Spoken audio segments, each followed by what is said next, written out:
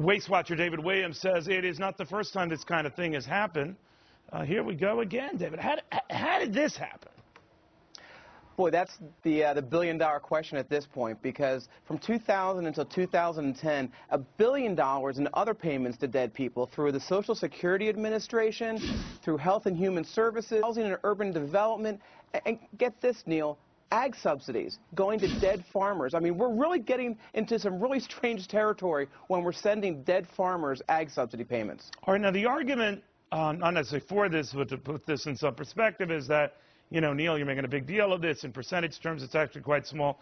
I don't even know if that is the case. I will say this, that when the numbers themselves are so big, even allowing for the normal percent of graft waste, corruption, whatever you want to call it, you're talking eye-popping numbers.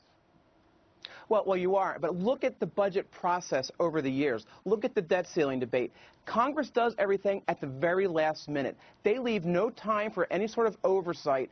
So you have one member of Congress, Senator Tom Coburn, who puts out these reports, and he does this almost on an annual basis about another program that's wasting money. And what happens is that Congress does not investigate it. They don't hold hearings, and that's what we need. And that's why people are frustrated. That's why when you talk about a government shutdown next week, people are like, here we go again. Congress can't get their work done, and money is just flowing out the door. And part of the money was for the stimulus. I mean, the stimulus is the program that keeps on wasting, you know, the gift that keeps on wasting taxpayer dollars. Now, we did try to get someone in Congress, anyone actually, to talk about this, the Office of Personnel Management, saying that it's fully committed to eliminating improper payments to deceased annuitants. Action has already been taken on all $600 million in improper payments, including $113 million currently in collection. But your argument is it's too little too late, right?